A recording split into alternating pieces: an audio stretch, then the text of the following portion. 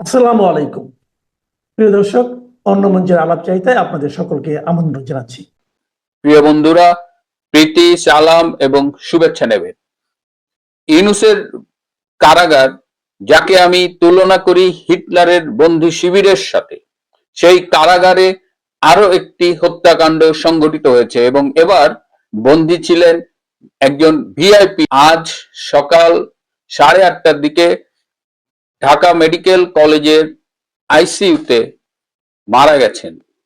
তার এই মৃত্যুটি স্বাভাবিক মৃত্যু নয়, বলা যায় তাকে হত্যা করা হয়েছে। তার পরিবার বারবার চিকিৎসকদের অনুরোধ করছিল তার চিকিৎসাটা কমপ্লিট করা হোক এবং আরো কিছু চেক আপ করা হোক, বিশেষ করে তার হার্টের চেক আপ করা হোক, কিন্তু হাসপাতাল কর্তৃপক্ষ চিকিৎসা শেষ না হওয়া সত্ত্বেও, তিনি সম্পূর্ণ আরোগ্য না হওয়া সত্ত্বেও এবং চিকিৎসা অসম্পূর্ণ থাকা অবস্থায় তাকে জোরপূর্বক কারাগারে ফেরত পাঠায়।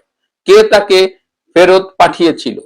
আমি আজ ঢাকা শহরে খোঁজ নিয়ে জানলাম যে বর্তমানে যে বঙ্গবন্ধু মেডিকেল ইউনিভার্সিটির যে ডিরেক্টর হিসেবে দায়িত্ব পালন করছে ব্রিগেডিয়ার মোসলেউদ্দিন, এই ব্রিগেডিয়ার মোসলেউদ্দিন মোটামুটি হাসপাতালে একটা ত্রাসের সৃষ্টি করেছেন।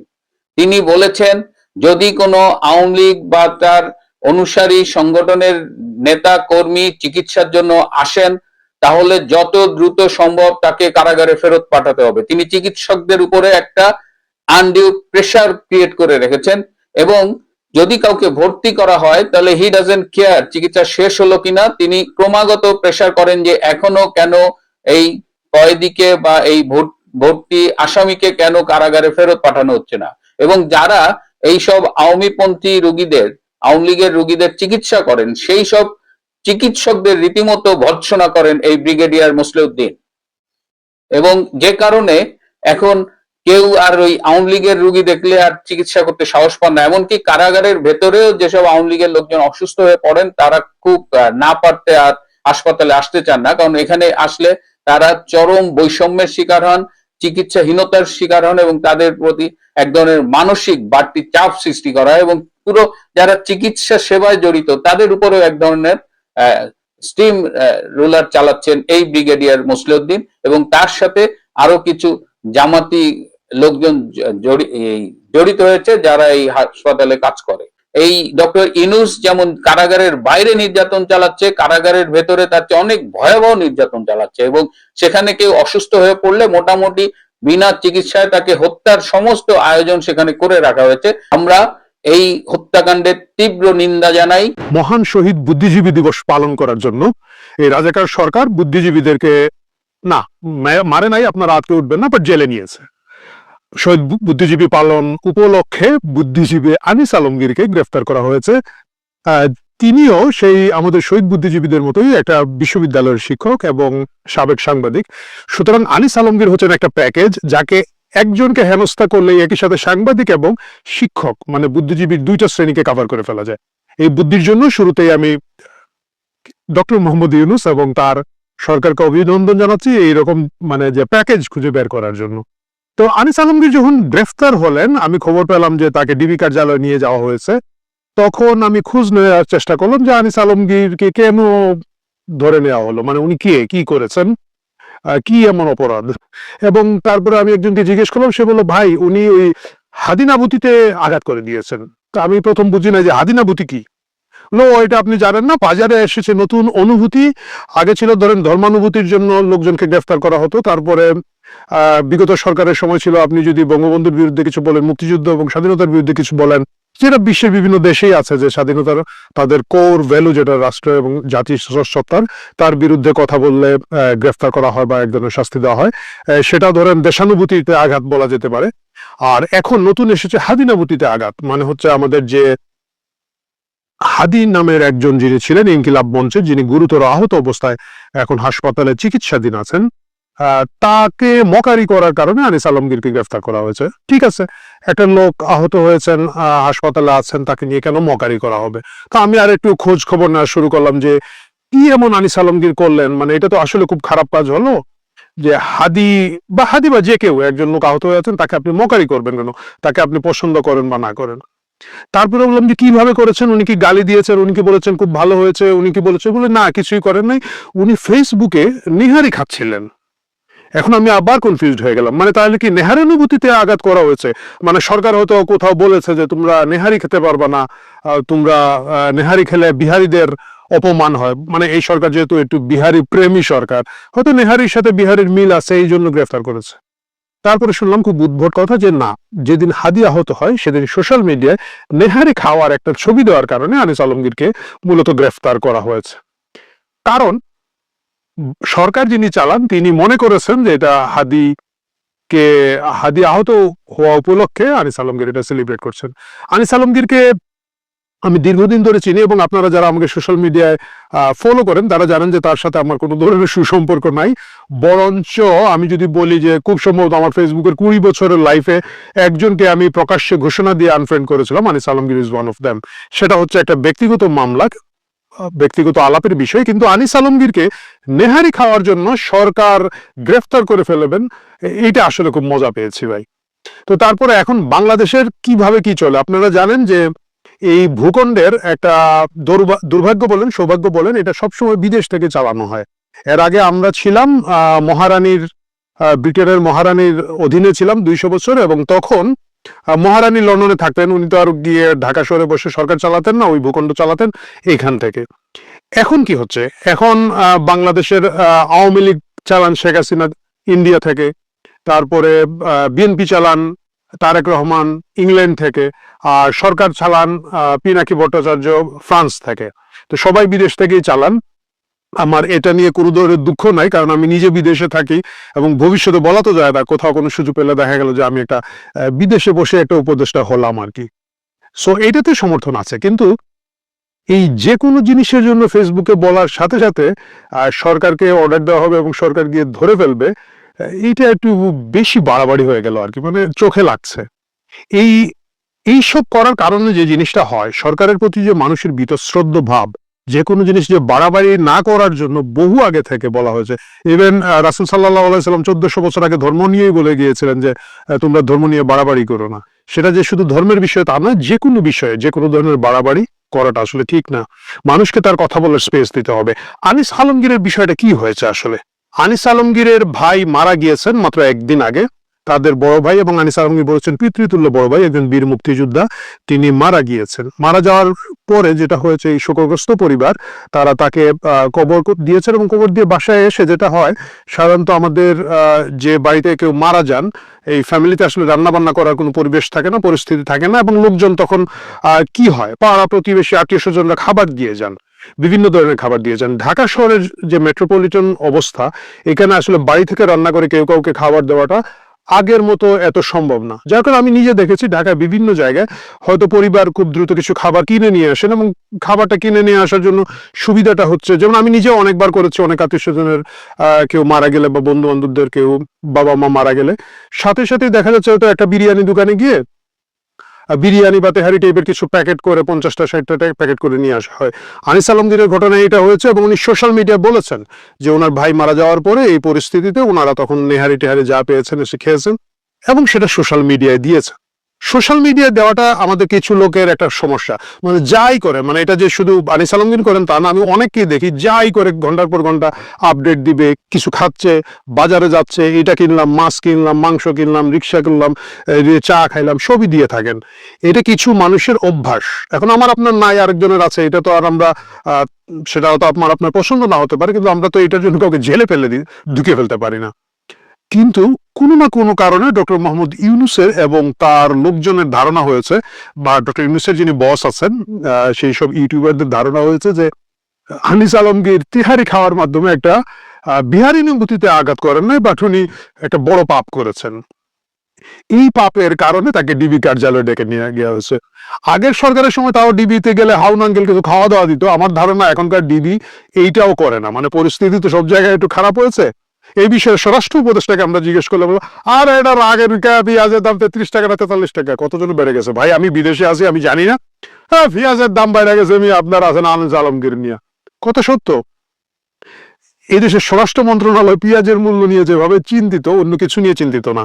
এই যে হাদিকে যারা মারলো, এটা কিন্তু প্রথমে পুলিশের ব্রিফিং থেকে বের হয় না, এটা সোশ্যাল মিডিয়ায় কিছু লোকজন, দা ডিসেন্ট বলে একটা নতুন পোর্টাল এসেছে, এবং আরো যারা একটু অনুসন্ধানী সাংবাদিকতা করেন, তারা বিভিন্ন গবেষণা করে দেখেছেন, হাতের ঘড়ি রোডে মিল করে মোটামুটি একটা পিন পয়েন্ট করেছেন যারা মানে সর্বোচ্চ সন্দেহভাজন, যারা মানে গুলি করেছে বলে এইসব ছবি এবং অন্যান্য বিশ্লেষণ থেকে মোটামুটি বোঝা যাচ্ছে যে এরা জড়িত আছে, এরাই হয়তো গুলিটা করেছে।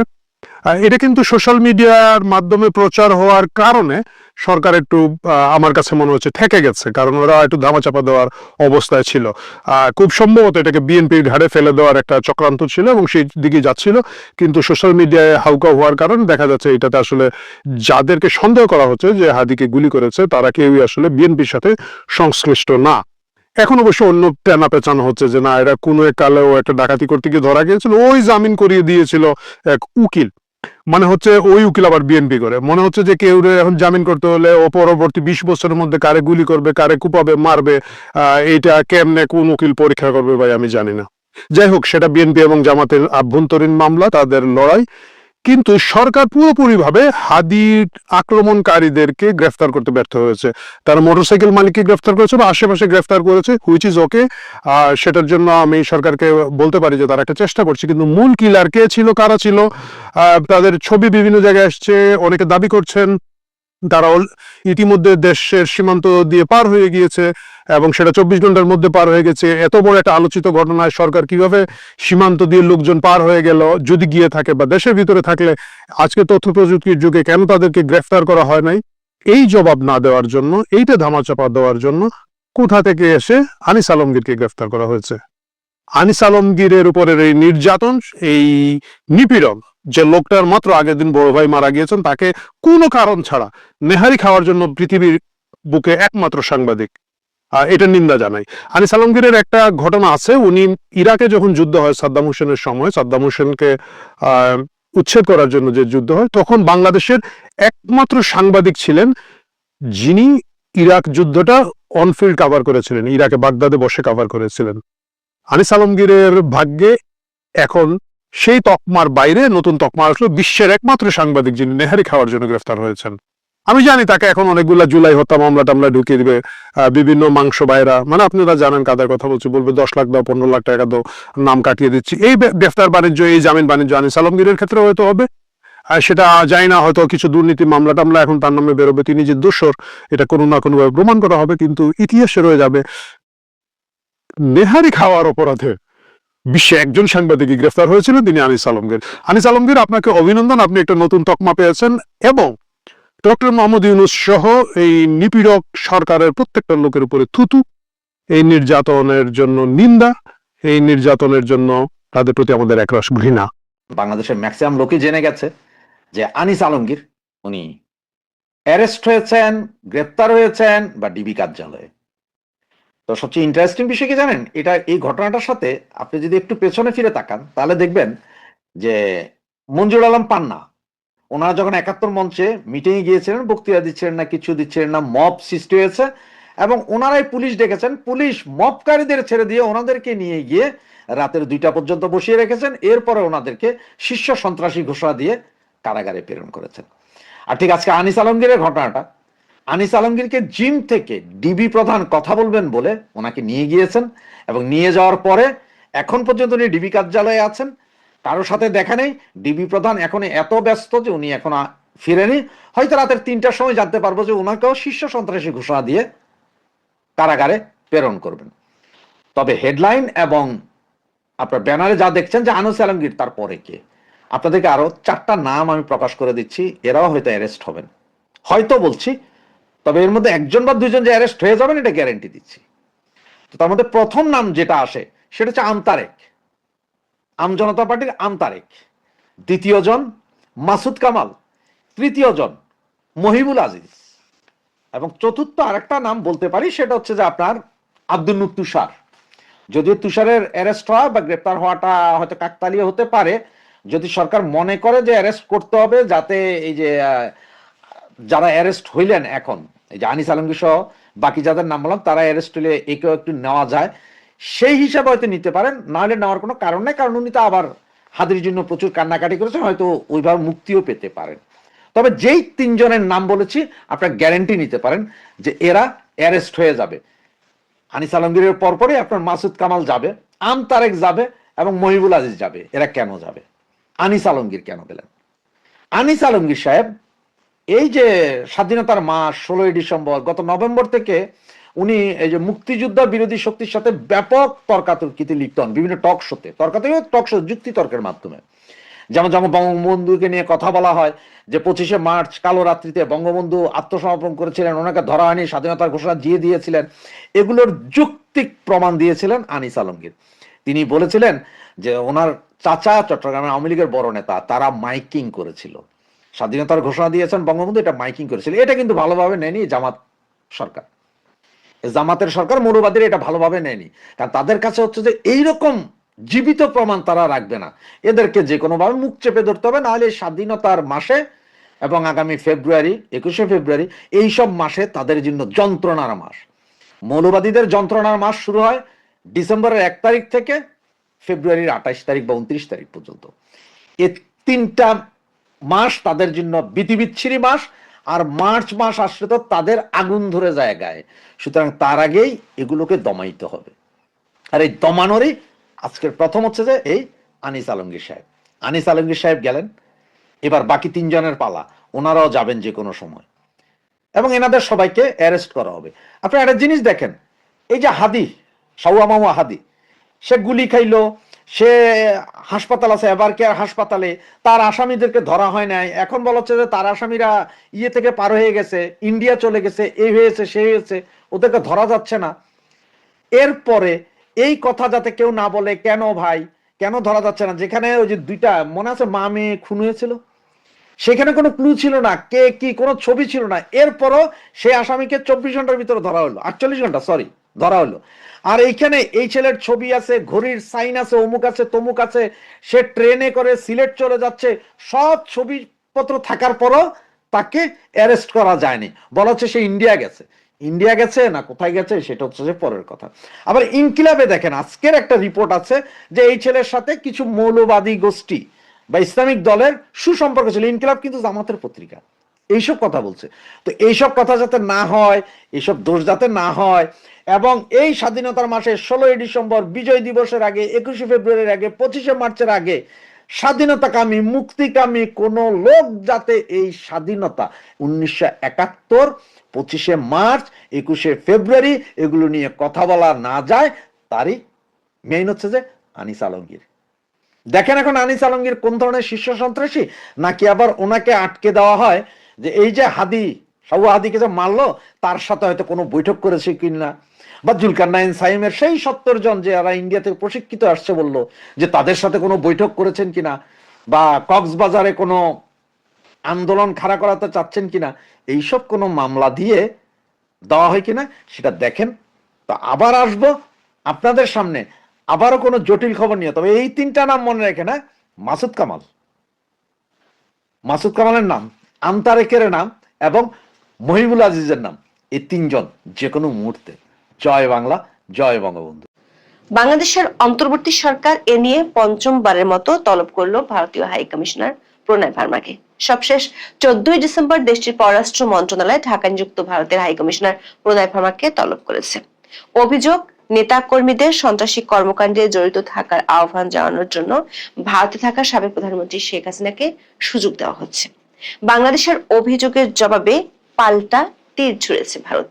দেশটির সব অভিযোগ অস্বীকার করে উল্টো যেটা ছুড়ে দিয়েছে সেটা হলো ভারত বাংলাদেশের দ্রুত অন্তর্ভুক্তিমূলক, অবাধ ও সুষ্ঠু নির্বাচন চায়, আর বাংলাদেশের অন্তর্বর্তী সরকার শান্তিপূর্ণ নির্বাচন অনুষ্ঠানের লক্ষ্যে প্রয়োজনীয় ব্যবস্থা সহ অভ্যন্তরীণ আইন শৃঙ্খলা নিশ্চিতে প্রয়োজনীয় সব ব্যবস্থা যাতে নেয় সেই পরামর্শ দিয়েছে।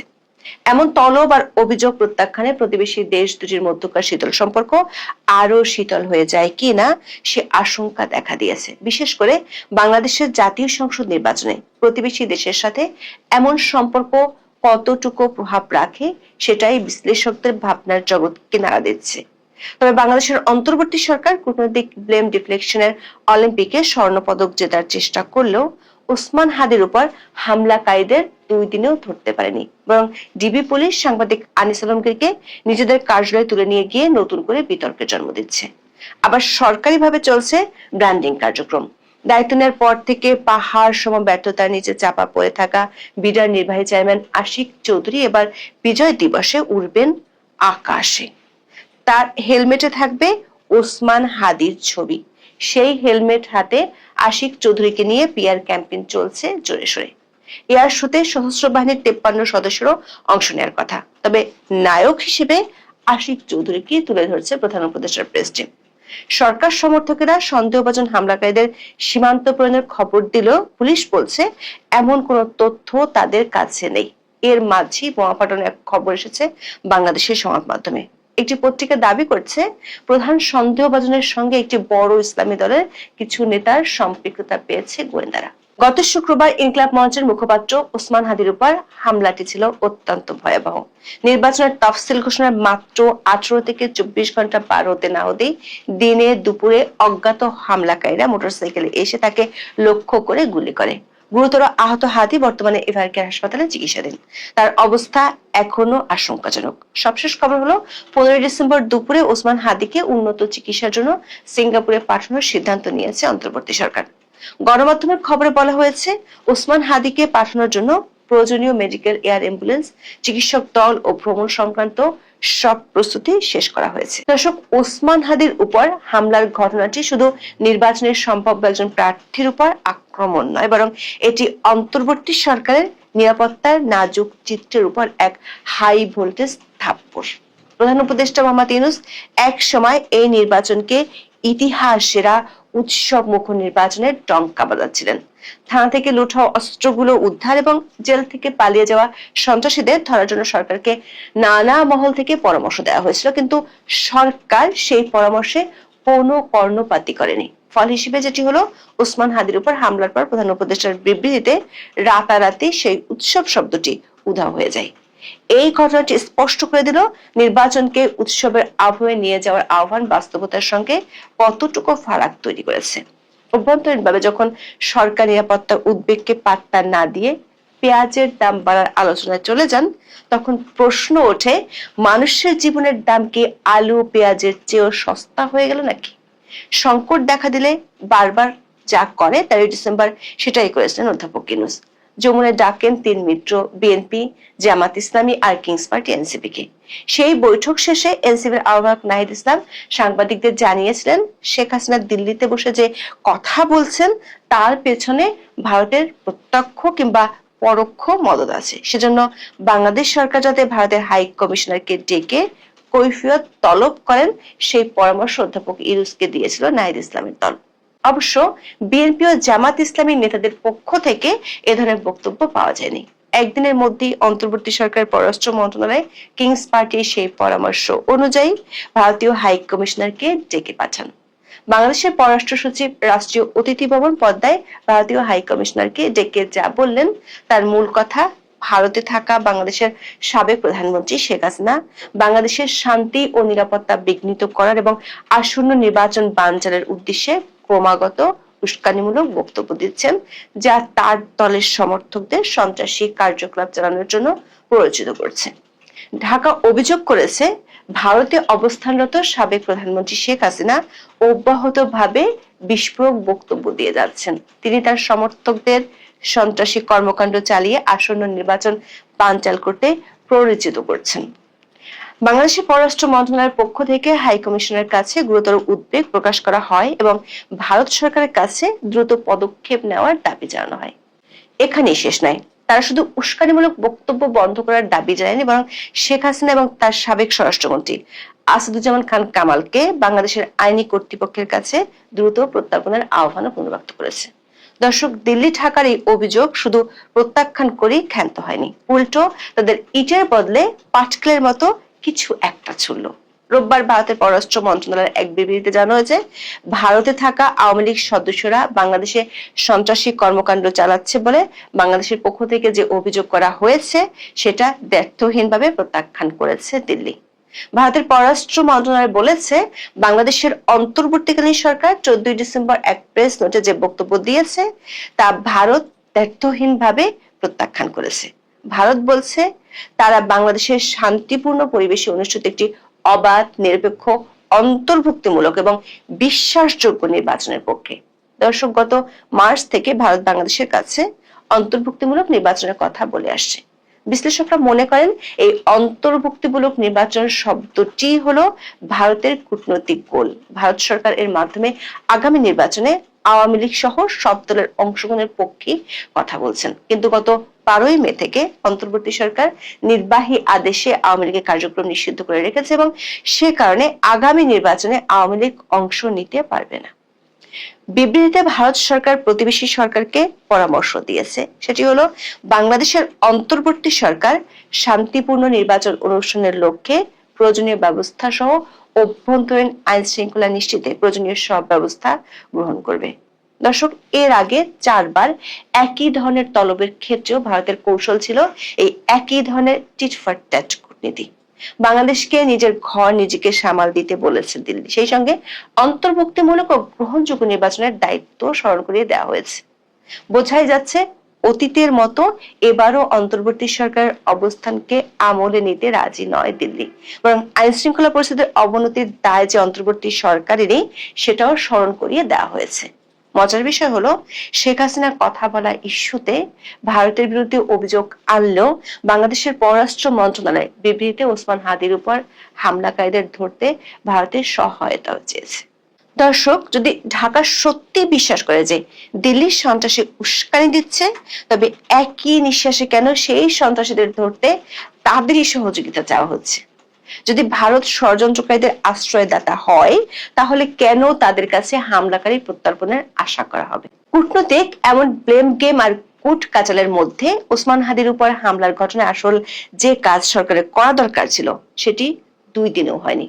DMP commissioner Sheikh Mohammad Sajjad Ali 13 December দাবি করেন তারা প্রাইম সাসপেক্টকে খুঁজছেন, হোপফুলি শিগগিরই হিট করতে পারবেন। তবে ঘটনার 48 ঘন্টা পরেও সেই হিট করা যায়নি। এর মধ্যে সরকার সমর্থক সংবাদকর্মীরা ফেসবুকে ছড়িয়ে দিচ্ছেন সূত্রবিহীন নানান তথ্য।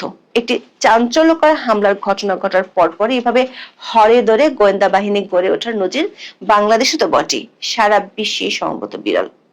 যে যার মতো করে তথ্য প্রচার করছেন ফেসবুকে। দেখে মনে হতে পারে দেশে পেশাদার কোনো তদন্ত কর্তৃপক্ষ নেই। সরকার সমর্থকদের দাবি অনুযায়ী প্রধান সন্দেহভাজন ফয়সাল করিম মাসুদ এবং তার মোটর বাইক চালক আলমগীর হোসেন সীমান্ত পাড়ি দিয়ে ভারতে চলে গেছেন। সীমান্ত পার হওয়ার সময় এমনকি ভারতে তাদের অবস্থানের তথ্য পাওয়া যাচ্ছে ফেসবুকে, যদিও পুলিশের পক্ষ থেকে অবশ্য এর সত্যতা নিশ্চিত করা হয়নি। ডিএমপির উপপুলিশ কমিশনার মোহাম্মদ তালিবুর রহমান 14 ডিসেম্বর জানান, ওসমান হাদির উপর হামলাকারীরা ভারতে পালিয়ে গেছেন কি না এমন কোন তথ্য আইন শৃঙ্খলা বাহিনীর কাছে নেই। প্রশ্ন হলো, সরকার কি সত্যি নির্বাচনের উপযোগী আইন শৃঙ্খলা নিশ্চিত করতে মনোযোগী? বেহাল পরিস্থিতি নিয়ে সারা দেশে প্রচন্ড উদ্বেগের মধ্যেও স্বরাষ্ট্র উপদেষ্টা জাহাঙ্গীর আলম চৌধুরী সম্প্রতি দাবি করেন বাংলাদেশে কারো কোনো নিরাপত্তা ঝুঁকি বা শঙ্কা নেই।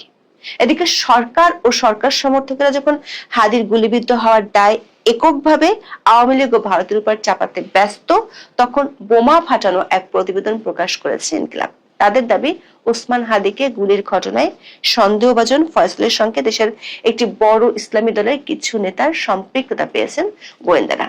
গুলি চালানোর পর ফয়সাল মোটরসাইকেলে প্রথমে সাভার ও পরে ধামরাই যান বলেও দাবি করা হয় প্রতিবেদনে। এরপর অন্য একটি গাড়িতে নালিতাবাড়ি এলাকা এবং সেখান থেকে সীমান্তে যান। ফয়সাল এরপর সীমান্ত পার হয়ে ভারতে চলে গেছেন নাকি বাংলাদেশে আছেন তা খতিয়ে দেখছে আইন শৃঙ্খলা বাহিনীর সদস্য ও গোয়েন্দারা।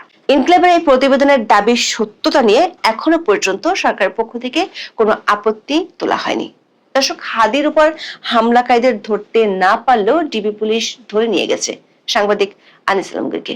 14 ডিসেম্বর রাতে আনিস আলমগীর প্রথম আলোকে বলেছেন, ধানমন্ডি এলাকার একটি জিম থেকে তাকে ডিবি কার্যালয়ে নিয়ে যাওয়া হয়েছে। এসব বিতর্কের মাঝে হাদির উপর হামলাকারীদের গ্রেফতারের চেয়ে অন্য বিভিন্ন দিকে সরকার অতি আগ্রহ নিয়ে রয়েছে সমালোচনা। জুলাই আন্দোলনের পরিচিত মুখ মাথায় গুলিবিদ্ধ অবস্থা যখন জীবন সংশয়ে, ঠিক তখন চলছে ব্যতিক্রমী ব্র্যান্ডিং। এর মধ্যমণি হিসেবে হাজির হয়েছেন নিজের দায়িত্ব পালনের চরম ব্যর্থ বিজার নির্বাহী চেয়ারম্যান আশিক চৌধুরী। মহান বিজয় দিবসের এয়ার শোতে 54 জন প্যারাট্রুপার বাংলাদেশের পতাকা নিয়ে প্যারাট্রুপিং করার কথা। এই আয়োজনে সশস্ত্র বাহিনীর রাট্রুপারদের সঙ্গে আশিক চৌধুরীও থাকবেন। তবে তাকে নায়ক হিসেবে দেখিয়ে কয়েকদিন ধরে চলছিল সরকারের পিআর ক্যাম্পেইন। হাদি গুলিবিদ্ধ হওয়ার পর এতে যোগ হয় নতুন মাত্রা। প্রধান উপদেষ্টার প্রেস টিম জানায় আশিক চৌধুরীর হেলমেটে থাকবে ওসমান হাদির ছবি। এমন এক হেলমেট হাতে আশিক চৌধুরীর একক ছবিও প্রকাশ করা হয়েছে। সেটি নিয়ে বড় করে সংবাদ প্রচার হচ্ছে বিভিন্ন মিডিয়ায়। বিষয়টি নিয়ে সামাজিক যোগাযোগ মাধ্যমে বিভিন্ন আলোচনা শুরু হয়েছে। অনেকের অভিযোগ, মৃত্যুর সঙ্গে পাঞ্জা লড়ছে এমন একজনকে নিজেদের ব্র্যান্ডিং এর কাজে ব্যবহার করছে সরকার। সত্যি সত্যি তারা বিষয়টি নিয়ে আন্তরিক হলে 54 প্যারাট্রুপারের হেলমেটই রাখা যেত হাদির ছবি। তা না করে আশিক চৌধুরীর মতো এক ব্যর্থ ব্যক্তিকে হিরো করার সস্তা উপায় বেছে নেওয়া হয়েছে। 54 জন প্যারাট্রুপারের মধ্যে সশস্ত্র বাহিনীর 53 জনের নাম কেন হারিয়ে গেল তা নিয়ে তৈরি হচ্ছে ক্ষোভ। গুরুতর একটি ঘটনাকে কতভাবে নিজেদের প্রয়োজনে ব্যবহার করা সম্ভব তার নজির শুরু থেকে দেখিয়ে যাচ্ছে অন্তর্বর্তী সরকার। প্রশ্ন হলো, এর মাধ্যমে দেশের অর্জন কি হচ্ছে? ব্র্যান্ডিং এর ঝড়ে সংকট দূর করা কি সম্ভব হচ্ছে, নাকি আর